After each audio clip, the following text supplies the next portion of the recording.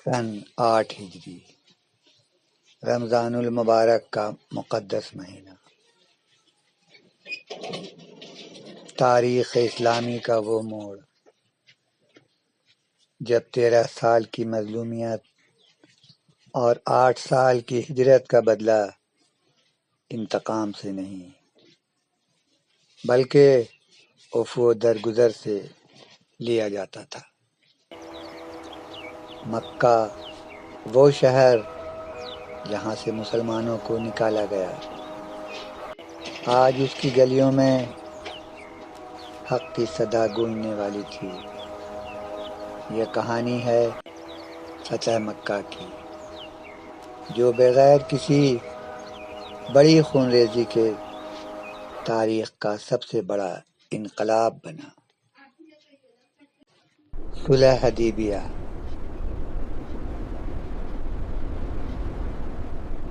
جو ایک تاریخی صلح نامہ تھا، ابھی 2 سال بھی نہیں ہوئے تھے کہ قریش کے حلیف قبیلے بنو بکر نے مسلمانوں کے حلیف بنو خزاعہ پر حملہ کر دیا۔ قریش نے پردے کے پیچھے رہ کر بنو بکر کی مدد کی اور معاہدات توڑ دیا۔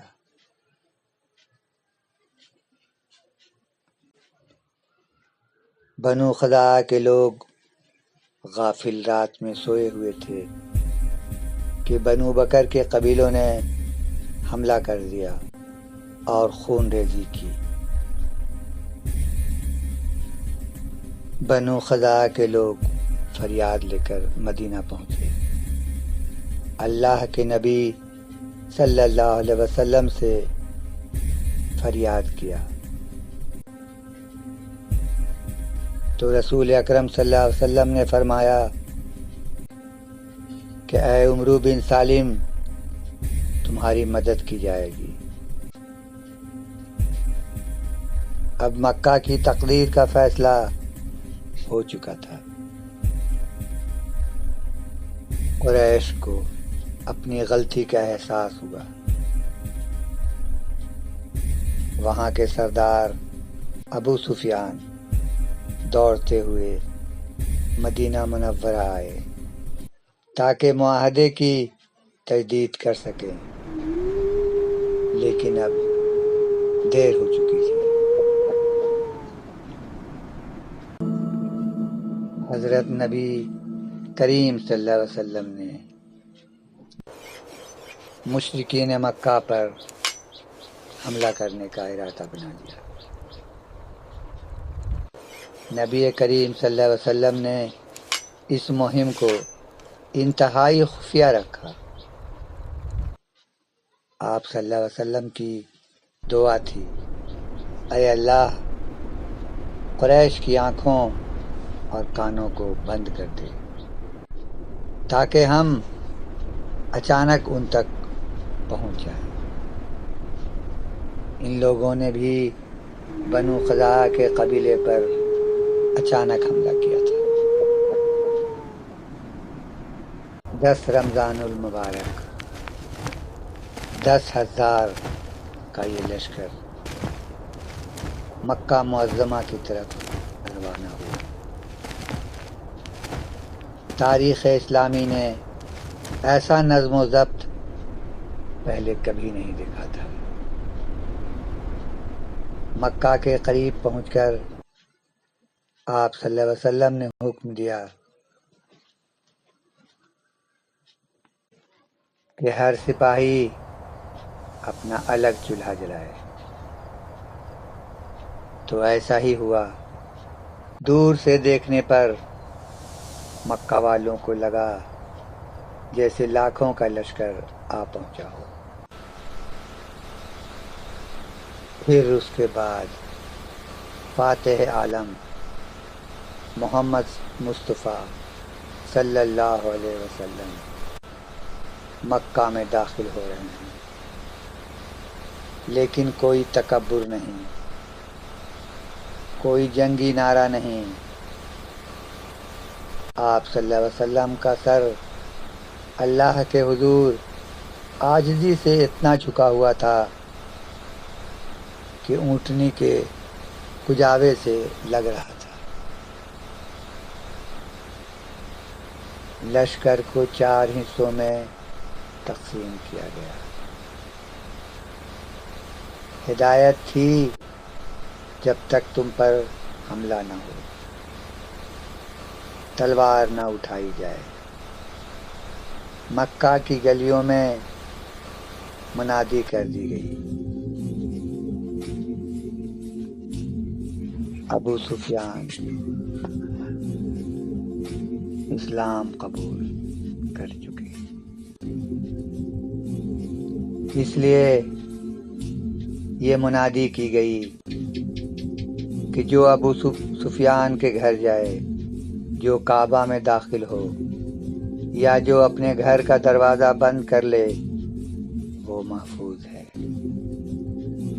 خانہ کعبہ کے گرد 360 بت تھے۔ آپ صلی اللہ علیہ وسلم نے اپنی چھڑی سے انہیں ٹھوکر مارتے جاتے اور فرماتے، حق آ گیا اور باطل مٹ گیا۔ بے شک باطل مٹنے ہی والا ہے۔ پھر وہ تاریخی لمحہ آیا جب حضرت بلال رضی اللہ تعالیٰ عنہ نے کعبہ کی چھت پر کھڑے ہو کر توحید کی صدا بلند کی۔ شرک کے اندھیرے چھٹ گئے اور مکہ کی فضا تکبیر سے گونج اٹھی۔ آپ صلی اللہ علیہ وسلم نے مکہ کے لوگوں سے پوچھا، کیا تمہیں معلوم ہے میں تمہارے ساتھ کیا سلوک کرنے والا ہوں؟ انہوں نے عاجزی کے ساتھ کہا، آپ کریم بھائی ہیں اور کریم بھائی کے بیٹے ہیں۔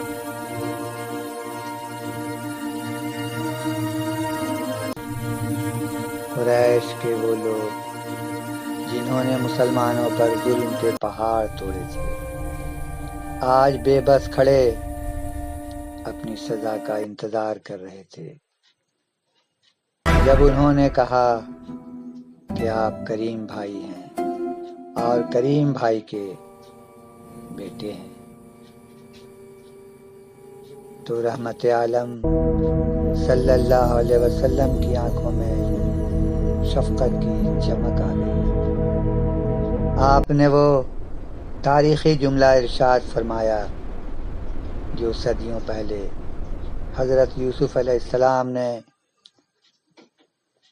اپنے ان بھائیوں سے کہا تھا جنہوں نے انہیں کنویں میں پھینک دیا تھا۔ آپ نے فرمایا، آج تم پر کوئی ملامت نہیں، اللہ تمہیں معاف کرے، وہ سب سے بڑھ کر رحم کرنے والا ہے۔ لا تثریب علیکم اليوم یغفر اللہ لکم وہو ارحم الراحمین۔ جس طرح حضرت یوسف علیہ السلام نے اقتدار ملنے کے باوجود اپنے بھائیوں سے بدلہ نہیں لیا، اسی طرح اللہ کے رسول صلی اللہ علیہ وسلم نے بھی مکہ والوں کو عام معافی دے کر تاریخ عالم کی سب سے بڑی مثال قائم کر دی۔